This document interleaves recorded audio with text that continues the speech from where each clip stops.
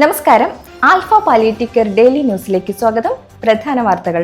Alpha palliative care Mathilakam സെന്ററിന്റെ വാർഷിക യോഗവും പേഷ്യന്റ് കെയർ സ്പോൺസർഷിപ്പ് ക്യാമ്പയിൻ വിജയികൾക്കുള്ള സമ്മാനദാനവും കയ്പമംഗലം കാളമുറി നോബൽ പാലസ് ഓഡിറ്റോറിയത്തിൽ നടന്നു. സെന്റർ പ്രസിഡന്റ് സുരേഷ് കൊച്ചുവീട്ടിലിന്റെ അധ്യക്ഷതയിൽ ചേർന്ന യോഗത്തിൽ സെക്രട്ടറി മുജീബ് റഹ്മാൻ സ്വാഗതം പറഞ്ഞു. കയ്പമംഗലം ഗ്രാമപഞ്ചായത്ത് പ്രസിഡന്റ് ശോഭന രവി ഉദ്ഘാടനം ചെയ്തു. പെരിഞ്ഞനം ഗ്രാമപഞ്ചായത്ത് പ്രസിഡന്റ് വിനീത മോഹൻദാസ് സമ്മാനങ്ങൾ വിതരണം ചെയ്തു. സെക്രട്ടറി മുജീബ് റഹ്മാൻ പ്രവർത്തന റിപ്പോർട്ടും ട്രഷറർ സിദ്ദിഖ് മംഗല്യ വരവ് ചെലവ് കണക്കുകളും അവതരിപ്പിച്ചു. Alpha community director Suresh Sreedharan മുഖ്യപ്രഭാഷണം നടത്തി. ആൽഫ ഗവേണിംഗ് കൗൺസിൽ അംഗം ഇന്ദിര ശിവരാമൻ, സീരിയൽ താരം ഷൈജൻ ശ്രീവത്സം എന്നിവർ മുഖ്യാതിഥികളായിരുന്നു. ഗ്രാമപഞ്ചായത്ത് അംഗം ദേവിക ദാസൻ, വ്യാപാരി വ്യവസായി ഭാരവാഹി റാസിഖ് പി കെ തുടങ്ങിയവർ ആശംസകൾ നേർന്നു. സെൻട്രൽ കൗൺസിൽ അംഗം ബഷീർ പന്തൽ നന്ദി പറഞ്ഞു. പെരിഞ്ഞനം കളത്തേടത്ത് ശശി നിര്യാതനായി. 56 വയസ്സായിരുന്നു.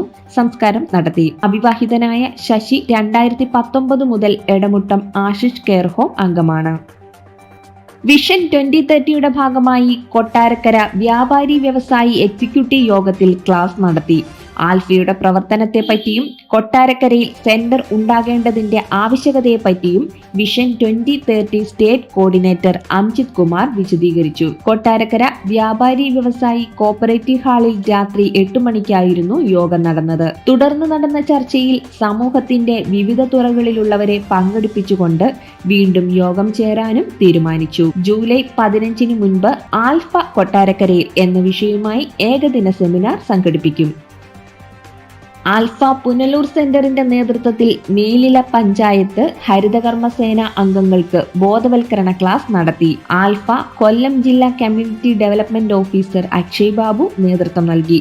Melila panchayat president Aby Shaji, secretary Sunitha, ward മെമ്പർമാരായ എബ്രഹാം അലക്സാണ്ടർ, മറിയാമ്മ, ഹെൽത്ത് ഇൻസ്പെക്ടർ ജാസ്മിൻ, ഹരിതകർമ്മസേന കോർഡിനേറ്റർമാർ എന്നിവർ പങ്കെടുത്തു. ആൽഫ പാലിയേറ്റീവ് കെയർ പുനലൂർ സെന്ററിന്റെ പ്രവർത്തനങ്ങളെപ്പറ്റിയും ആൽഫയുടെ സേവനങ്ങളെപ്പറ്റിയും വിശദീകരിച്ചു. ഇവർ ആൽഫയുടെ പ്രവർത്തനങ്ങളുമായി സഹകരിക്കാമെന്ന് ഉറപ്പു നൽകി. ഇതോടെ ഇന്നത്തെ വാർത്തകൾ അവസാനിക്കുന്നു. ജയ് ഹിന്ദ്.